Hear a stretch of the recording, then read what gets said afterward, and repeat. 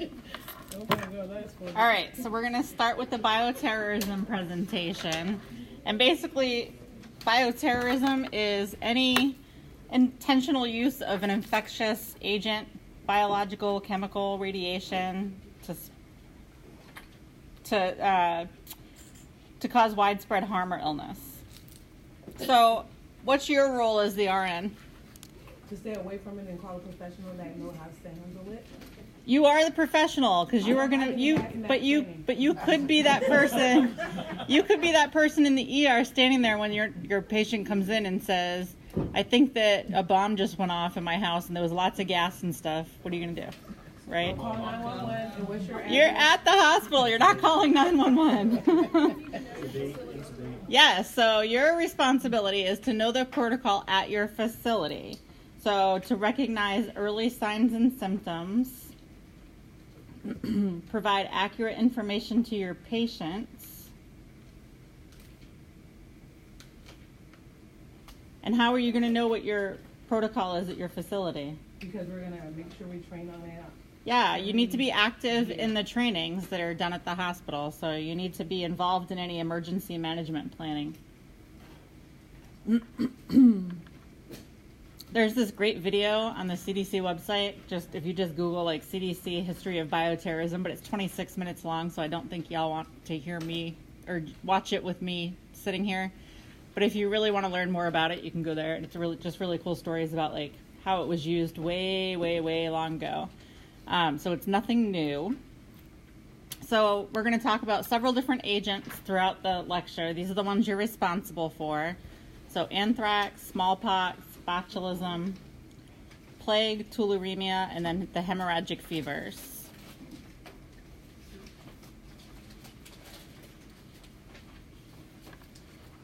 That's a lot.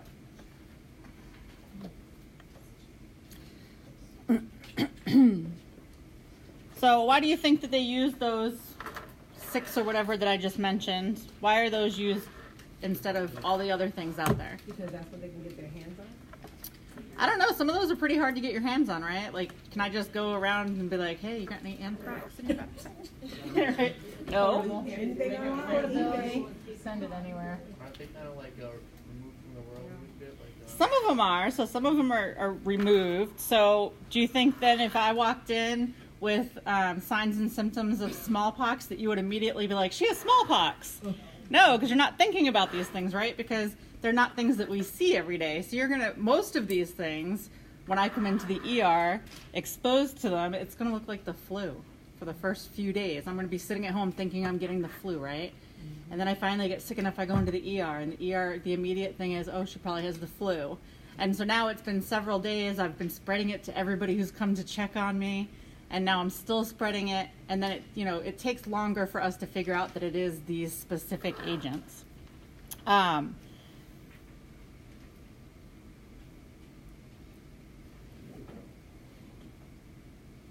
Yeah. I was like, am I missing something? So when we go into the different agents, we talk about anthrax. So there's different types of anthrax, right? So it can be inhalation anthrax, cutaneous anthrax, or intestinal anthrax. And those are all just going to depend on how you get it, right? So the inhalation, obviously, remember when there was the scare of the postal workers, the white powder inside the envelopes. Obviously, the scare was them inhaling it, or if they had an open cut, they could have gotten it cutaneous. We have just standard precautions for anthrax. It's not spread person to person.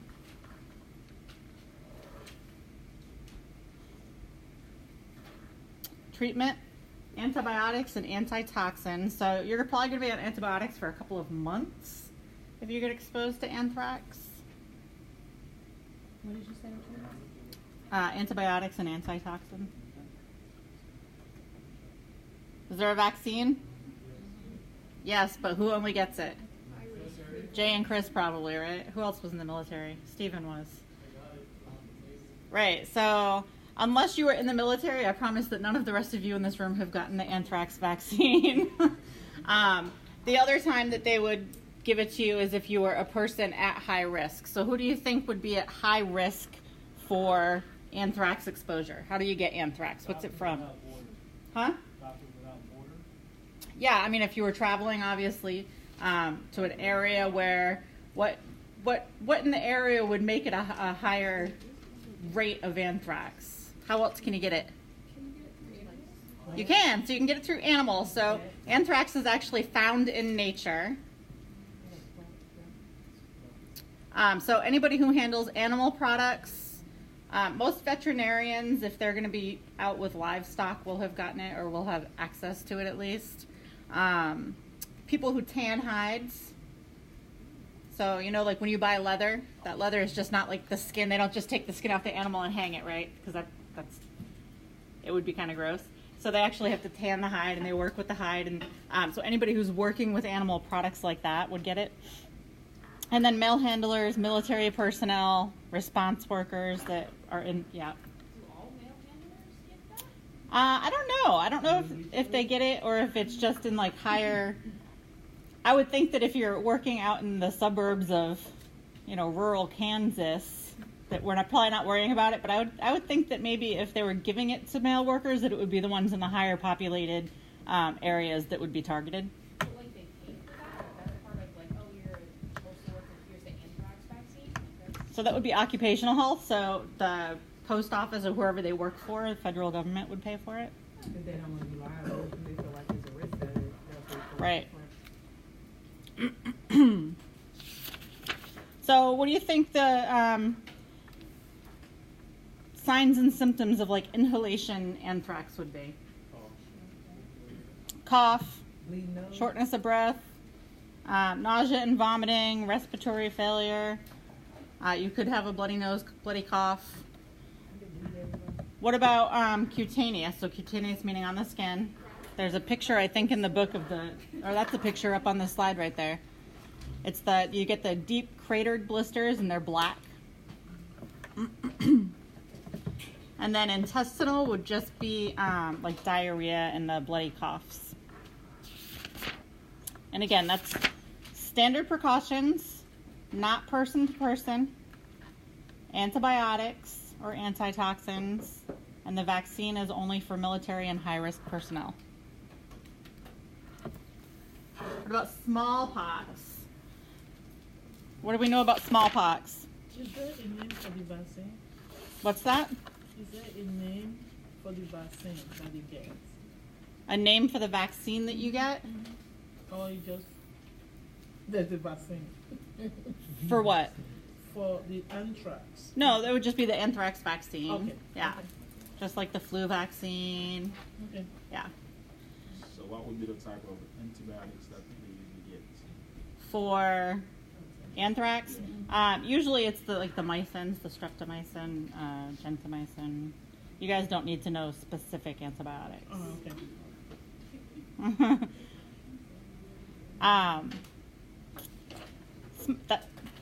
The smallpox. What do we know about smallpox? It's been eradicated. When? Long time ago, right? Like the last case in the United States was in 1949. Last case worldwide was like in 78, I think, in Somalia. Does that mean that it's non-existent anymore? No. Where do we have it still? Yeah. Third world country. What's that? It's like recent news. There's, like, I think in Arizona, somebody just died of smallpox. Was there an outbreak of smallpox? One of the outbreaks How about was, measles? he was, I think it was measles. Oh, someone came into the country? and yeah, he died in the U.S. Really? Yeah. I'll have to look that up. I didn't hear about it. I miss everything, Jay, because I don't have cable. I need to watch the news at least, right? No, you'd be depressed. I know. Yeah. So, what do you think about smallpox? What do you know about smallpox? Anything? I don't want to catch it. You don't want to catch it. No, I promise you don't. It's deadly, so there's no treatment for smallpox, right? We just treat the signs and symptoms as they come up. What do you think the precautions are? Droplet. Definitely droplet precautions. It's highly transmittable. Person to person, yes. Through the air. Again, there's no treatment, so it's just supportive care. However, if you know for sure that you're exposed to smallpox, they will give you the vaccine if it's within the first 3 to 5 days. So that's kind of like when you get pneumonia and you go to the hospital and then they give you the pneumonia shot, right? Same type of thing. Hopefully, it just makes the duration shorter and it makes the presentation less. So again, there is a vaccine, but unless you're military or somebody working in a lab where they have smallpox, you're probably not going to be vaccinated for it. What do you think of those pictures up there? Awful. I know, it's horrible. So if somebody walked in and they just had some pox like that, though, would your first, well, maybe if they looked like that, you might think smallpox. But what does it look like, though? Like, what would you mistake it for? Chicken pox, maybe, right?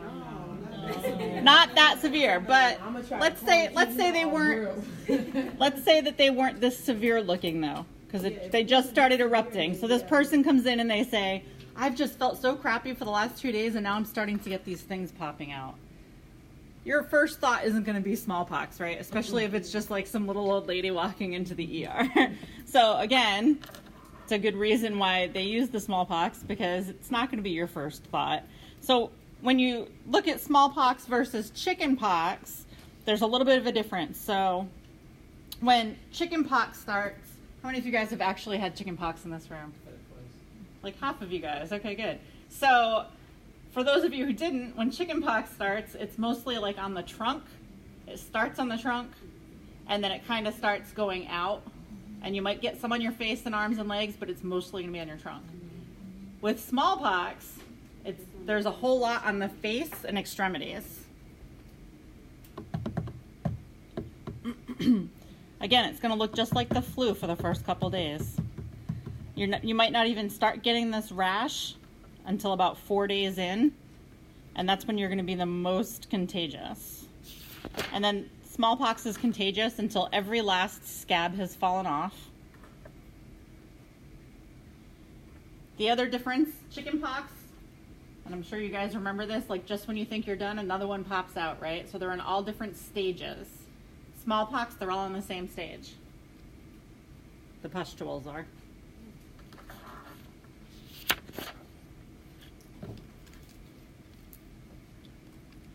So droplet precautions, person-to-person transmission, supportive treatment, there's no treatment, vaccine only for high-risk personnel, signs and symptoms, flu, and the pustules. Botulism. Are people exposed to botulism all the time? Yes. Yeah. Botox. Yes. For you crazy people that get that stuff shot in your face. It is Botox or botulism. So, precautions, they're standard precautions. It's not person to person. What's the other way? How do you actually get botulism? How would you get botulism if you were just canned foods, right? So if the foods are not correctly pressurized and heated, then the Clostridium botulinum bacteria will grow in them. What? Pregnancy? Pica? I guess if you're eating weird things, what else could you eat that would give you botulism? Huh? Infants and honey. Oh, they talk about the babies that you're not supposed to give them honey for the first year because their gut isn't able to fight off the botulism that might be in the honey. They used to say not to give your kids peanut butter for the first 3 years either, so I don't know. So there's no vaccine for botulism. It's treated with an antibiotic and an antitoxin.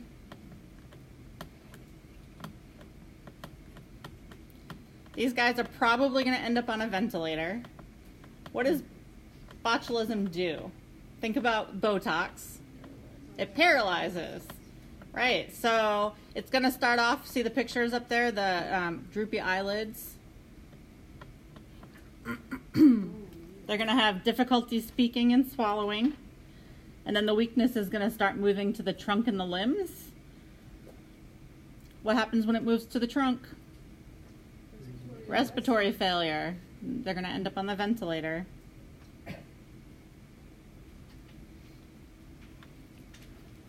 Yep. Where did you say it started? Usually in the face, yeah. Are you aware of that happening in your body, or your brain just like goes away to? No, you're there, you're with it. It doesn't do anything mentally wise. But it's kind of, so a lot of times if someone's not familiar with like Guillain-Barré, they'll think that first, but Guillain-Barré actually starts at the feet usually and works its way up. So this is opposite. It starts at the top and works its way down. So sometimes it's mistaken for that, but the plague. What causes the plague? Rodents. Right. So basically it's fleas bite the rats and then bite people, right? Do we still have the plague? Yes. It's still in the United States, like out in the Midwest. They have the prairie dogs out there carry the plague. So it's droplet precautions.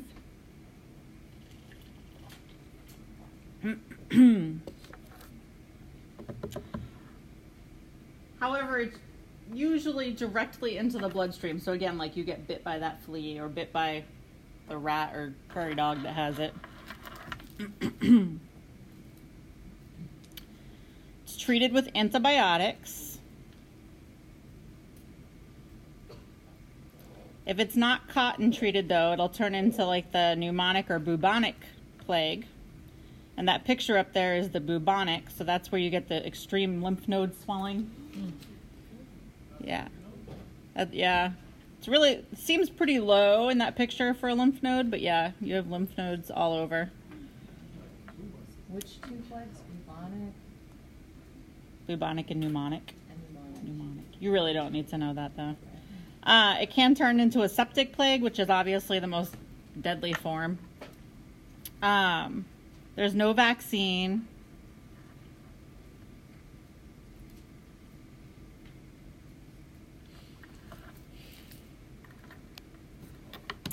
Tularemia. You guys heard of tularemia? No?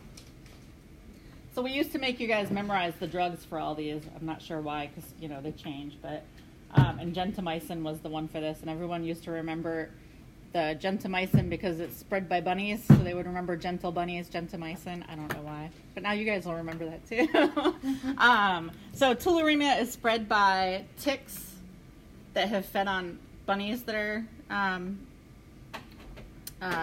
infected. It's also called rabbit fever. So I did my community clerkship up on Martha's Vineyard, like a little island off of like Massachusetts, when I was doing grad school. And they have a huge population of wild rabbits out there. So they also have a huge problem with tularemia. Almost everybody on the island at one point or another has had tularemia or been treated for tularemia. And so it's like not unheard of. Whereas like if I got tularemia down here, I'd be freaking out, right? But up there, they're like, oh yeah, got in the hospital, had a couple weeks of doxy, it was fine, you know? So depending on where you are, it could not be that unusual.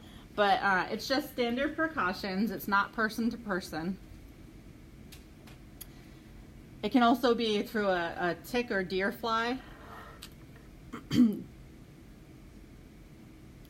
Or if a contaminated animal has urinated or defecated in water and then you drink that water. Kind of like beaver fever. Like that's why they say not to drink out of the streams when you're hiking up in the mountains. Same thing. Antibiotic treatment. And there's no vaccine.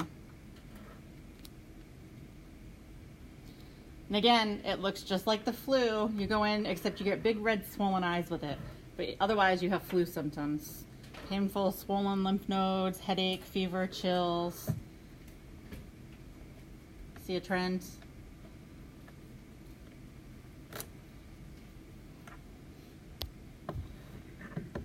And then lastly, we're going to talk about the hemorrhagic fevers. So the one that we obviously hear about all the time is the Ebola. So these guys are on airborne precautions. Was anybody working in the hospitals a couple of years ago when we all had to get fitted for the Tyvek suits and like learn how to doff and don everything into garbage bags? And what a pain in the butt, right? Yeah, so there was a couple of years ago this scare. The doctor and somebody else flew back and they had brought it back over from an area in Africa where they were in, because it's pretty, I don't want to say widespread over there, but they have large issues with it over there. It's viral, so as of right now, they do supportive care. I don't know if you guys remember the big controversy when he did come back here, that there was a vaccine and medication that they had, but it was in trials and they weren't FDA approved. And the big thing was, can we give it to him? It's not approved. And heck, if I was that guy, I'd be like, I don't care if it's approved. If it's going to save my life, like, I'll sign whatever you want me to sign. So I don't remember what ended up happening with that whole case. But there are antivirals that are in trials. I haven't heard of anything actually approved yet. There's also vaccines that are in trials, but for years they've had them. Nothing's actually ever been approved. So what do these guys look like? Bleeding, right? They're hemorrhaging. Yeah. But what do they feel like at first? Flu symptoms. Yeah. Again, it's usually mosquitoes, tick bites, infected humans, humans that come in contact with infected urine or fecal matter from the animals. I believe bats, actually. I don't know if it's the Ebola or the Marburg, but one of them is bats. The outcomes usually aren't very good with the Ebola.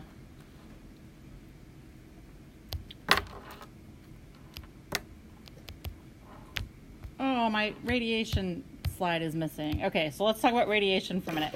So acute radiation syndrome, and you guys can find all of these on the CDC website. This is where I get all my information for this stuff and where we all do, because the book has completely cut it out.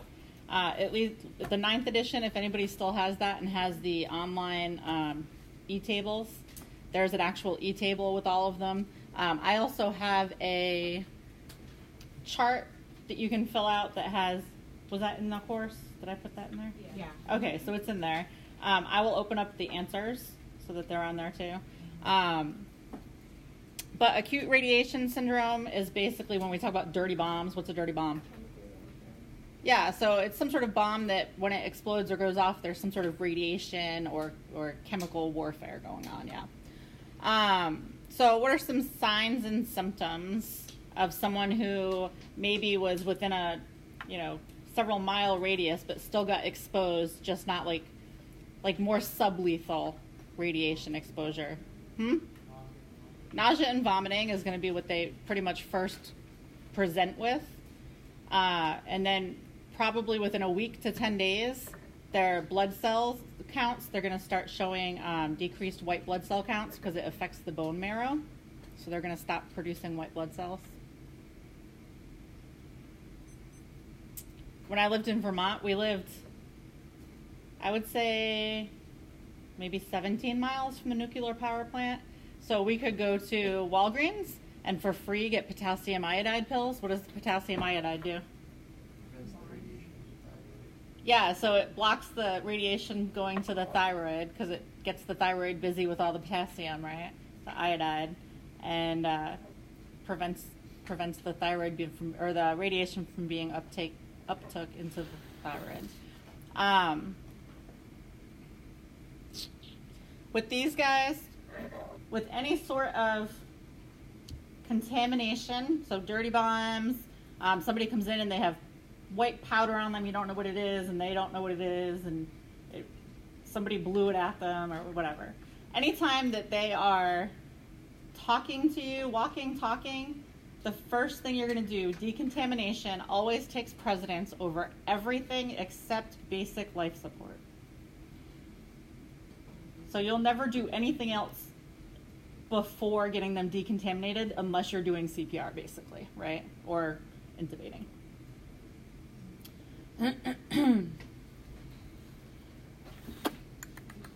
Yes. There's a bioterrorism topic in the species. Are they in the book? The what? The organisms? No. Yeah, I'm trying to look for the book before this. No, that's what I said. The book has all but removed it. I think there's maybe half a paragraph now that just says like what bioterrorism is, but doesn't go into anything. Okay. So, like I said, the 9th edition still has the e-table, but that's why we do the lecture. Everything comes directly off the CDC website, and it's updated as needed. And that's, I mean, what was it, 7 slides? It's not a whole lot of information. It's basically like the what you need to know as far as the NCLEX test plan says. For the exam purpose. Hold on, I'm going to cut off the recording.